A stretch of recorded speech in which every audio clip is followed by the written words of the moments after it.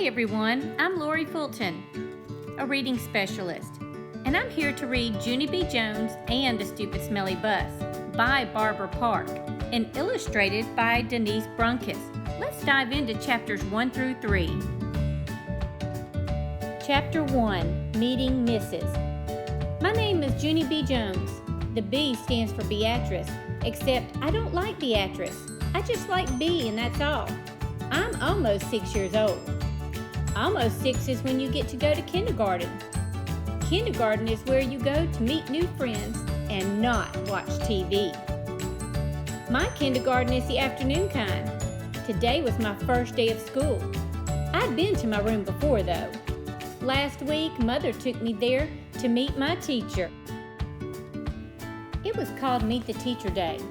My teacher was decorating the bulletin board with the letters of the alphabet. I already know all those letters. I said, I can sing them, except I don't feel like it right now. My teacher shook my hand, only our hands didn't fit together that good. Her name is Mrs. I can't remember the rest of it. Mrs. said I looked cute. I know it, I said. That's because I have on my new shoes. I held my foot way high in the air. See how shiny they are? Before I put them on, I licked them. And guess what else? I said, this is my bestest hat. Grandpa Miller bought it for me. See the devil horns sticking out on the sides? Mrs. laughed, except I don't know why. Devil horns are supposed to be scary. Then we walked around the room and she showed me where stuff was, like the easels where we get to paint, and the shelves where the books are, and the tables where we sit and don't watch TV. One of the tables in the front of the room had a red chair.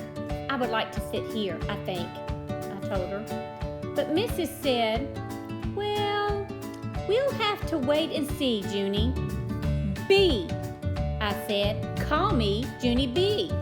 I hollered the part of B real loud, so she wouldn't forget it.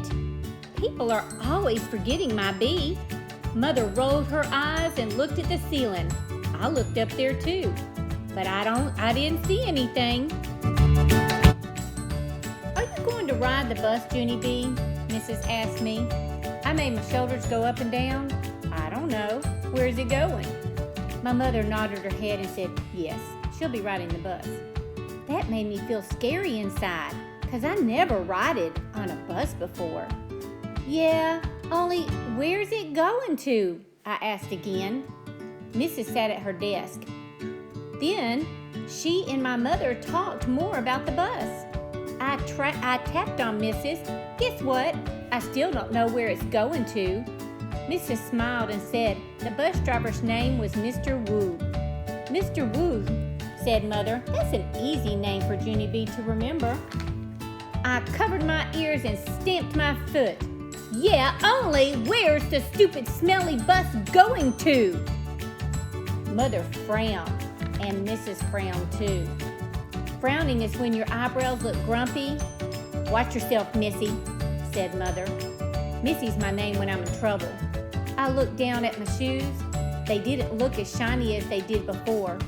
Just then another mother and a boy came in, and Mrs. went off to talk to them instead of me. I don't know why though. The boy was hiding behind his mother and acting very babyish. I can beat that boy up, I think. After that, my mother sat me down and explained about the bus. She says it's yellow, and it's called a school bus, and it stops at the end of the street.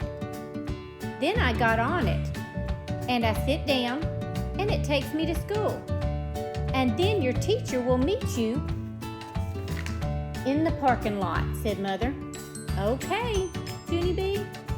Won't that be fun? I nodded the word yes, but inside my head, I said the word no. Chapter 2, Feeling Squeezy. I stayed scared about the bus for a whole week. And last night, when my mother tucked me into bed, I still felt sickish about it. Guess what? I said. I don't think I want to ride the school bus to kindergarten tomorrow. Then my mother rumpled my hair. Oh, "Oh, sure you do," she said. "Oh, sure I don't," I said back. Then Mother kissed me and said, "It'll be fun, you'll see, just don't worry." I did, though. I worried very much, and I didn't sleep so good either. And this morning I felt very droopy when I got up, and my stomach was squeezy, and I couldn't eat my cereal. And so I watched TV until Mother said it was time to get ready to go. Then I put on my skirt that looks like velvet and my new fuzzy pink sweater, and I ate half a tuna sandwich for lunch. After that, Mother and I walked to the corner to wait for the school bus. And guess what? There was another mother and little girl there, too. The little girl had curly black hair, which is my favorite kind of head. I didn't realize, and I didn't say hello to her, because she was from a different street, that's why. Then finally, this big yellow bus came around the corner, and the brakes screeched very loud, and I had to cover my ears. Then the door opened, and the bus driver said, "Hi, I'm Mr. Wu. Hop on." Except I didn't hop on, because my legs didn't want to go. "I don't think I want to ride the bus to kindergarten," I told Mother again. Then she gave me a little push. "Go on, Junie B," she said. "Mr. Wu is waiting for you. Be a big girl and get on." I looked out the window. The little girl with the curly black hair was already in the bus. She looked very big sitting up there and kind of happy. "Look how big that little girl is, acting Junie B," said Mother. "Why don't you sit there next to her? It'll be fun, I promise." And so I got on the bus, and guess what? It wasn't fun. Chapter 3, The Stupid Smelly Bus. The bus wasn't like my daddy's car at all. It was very big inside, and the seats didn't have any cloth on them. The little curly girl was sitting near the front, and so I tapped on her. "Guess what?" I said. "Mother said for me to sit here." "No," she said. "I'm saving this seat for my best friend, Mary Ruth Marble." Then she put her little white purse on the place where I was going to sit. And so I made a face at her. "Hurry up and find a seat, young lady," said Mr. Wu. And so I quick sat down across from the curly mean girl, and Mr. Wu shut the door. It wasn't a regular kind of door, though. It folded in half, and when it closed, it made a swishing sound. I don't like that kind of door. If it closes on you by accident, it will cut you in half, and you will make a squishy sound. The bus made a big roar.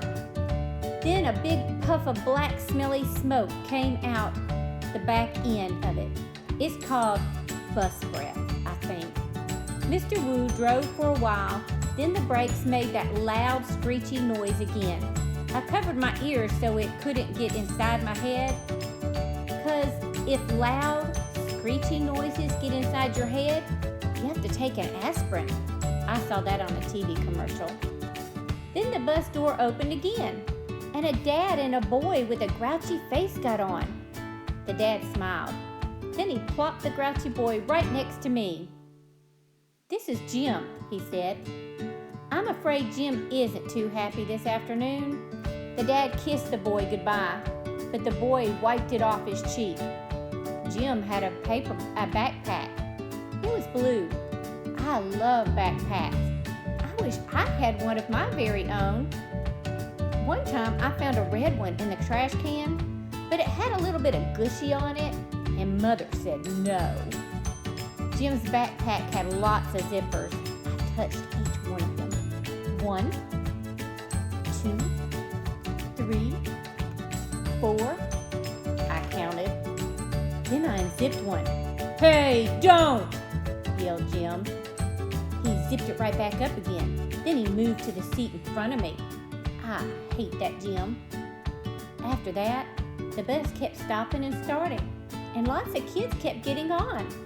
Loud kids, and some of them were the kind who looked like meanies. Then the bus began getting very noisy and hot inside, and the sun kept shining down on me in my fuzzy hot sweater. And here's another hot thing. I couldn't roll down my window because it didn't have a handle. And so I just kept on getting hotter and hotter. And it smelled in the bus too. The bus smelled like an egg salad sandwich. I want to get off of here, I said right out loud. But nobody heard me. I hated in this stupid smelly bus. Then my eyes got a little bit wet. I wasn't crying though, because I'm not a baby, that's why. After that, my nose started running. Only the bus didn't have a glove compartment, which is where you keep the travel tissues, of course. And so I had to wipe my nose with my fuzzy pink sweater sleeve. Then I stayed on the bus for about an hour or 3, until finally I saw a flagpole in a playground. That meant that we were at kindergarten. When Mr. Wu drove the bus into the parking lot and stopped, I jumped up very fast, because all I wanted to do was to get off that stupid, smelly thing. Only, guess what? That Jim pushed me right in front of me. And the curly mean girl did too. And then people started squishing me real tight. And so I pushed away. And they pushed me right back. That's when I fell down and a big foot stepped on my skirt that looks like velvet. "Stop it!" I yelled. Then Mr. Wu hollered, "Hey, hey, hey!" And he picked me up and helped me off the bus. Mrs. was waiting for me just like my mother said. "Hi, I'm glad to meet you," she called.